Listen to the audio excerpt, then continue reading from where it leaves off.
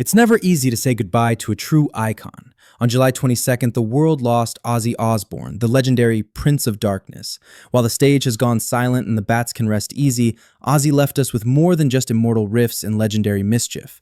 He also assembled a car collection that's every bit as wild, unpredictable, and entertaining as the man himself.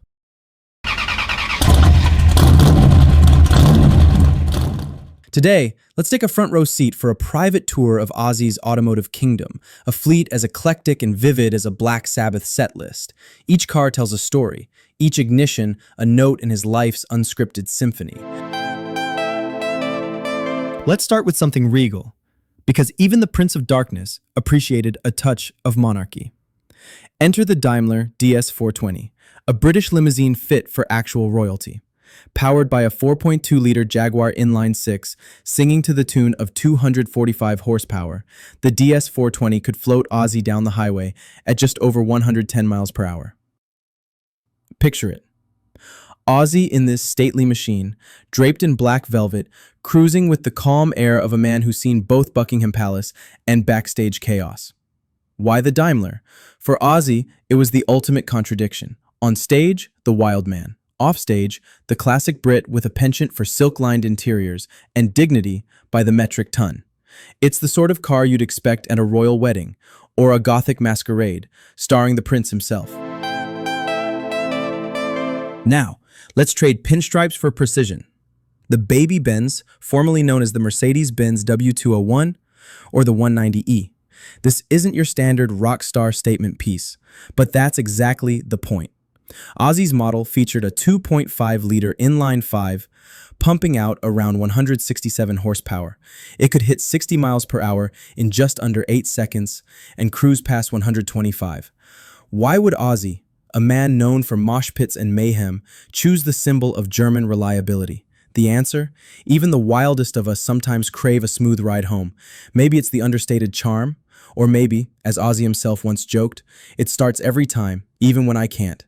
You've got to respect a car that's never late to a gig, even if its owner famously is. Now, here's where the collection takes the left turn sharp enough to lose your wallet. The Volvo 240. Not the flashiest ride, not even close. A 2.3-liter, four-cylinder humming along with about 112 horsepower and a top speed just past 103 miles per hour. But this car is all about subtle strength. The Volvo's boxy exterior hid an unyielding Swedish work ethic. It was the touring van for the family man, the fortress on wheels for the rocker on the school run. Some stories even suggest it was Ozzy's very first set of keys, proof that before the supercars, he chose reliability over rebellion, comfort over chaos. Maybe he just liked cars that survived more than one of his parties. Of course, rock stars can't resist a little speed. Enter the Ferrari 458 Italia, a car with more Italian drama than an entire opera house.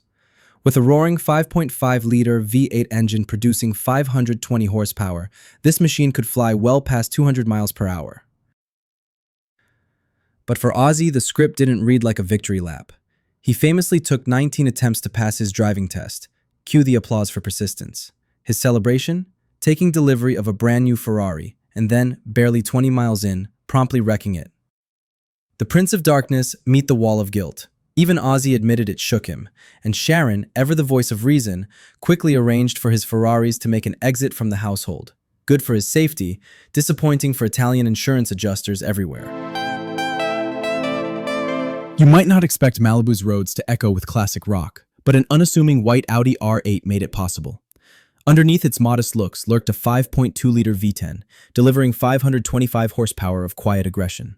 Why an Audi? Discretion, for starters. But also, it was a perfect blend of performance and everyday usability. Ozzy could melt into the California scene, at least until he turned on the stereo and rumbled every Tesla within earshot. Let's talk full royalty. The Rolls-Royce Phantom, arguably the greatest fusion of excess and elegance in modern British motoring. With a mighty V12 purring under the spirit of ecstasy, the Phantom doesn't so much drive as float, quietly reminding everyone it passes who's still king. For Ozzy, this car was less vehicle and more mobile throne room, a nod to old-world luxury for a man who, honestly, redefined British culture just as emphatically as Rolls-Royce. Every British rock star worth their salt needs an Aston Martin. Ozzy's Vantage, sleek, athletic, and understatedly menacing, brought a touch of MI6 charm to the driveway. With its roaring V8 and precision British engineering, the Vantage echoed Ozzy's own journey. Stylish chaos, underpinned by real substance. One almost expects a martini to appear in the cup holder. Shaken, not stirred. Much like the man himself. Every legend starts somewhere ordinary. For Ozzy, humble beginnings meant a Triumph Herald, a small, plucky British runabout from the early 1960s. Not exactly fit for royalty, but plenty for a young man dreaming big. The Herald was a reminder that even the wildest lives have to begin in park. Ozzy's car collection wasn't a museum. It was a reflection of his riotous, relentless personality.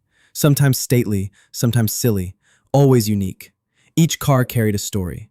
The Daimler's elegance, the Mercedes' dependability, the Volvo's unbreakable charm, and the Ferrari's cautionary tale. And in recent years, after his notorious run-in with the Ferrari and growing health challenges, Ozzy quietly retired from driving. The cars remained, but the real engine was always the man behind the wheel, flawed, resilient, and unforgettable. So here's to Ozzy Osbourne. He didn't just live larger than life. He drove it, swerved it, occasionally crashed it, and always made it unforgettable. From all of us who keep your music blasting and your stories alive, rest in peace, sir. The road won't be the same without you. Here's to rock royalty, on stage, on wheels, and forever in our hearts.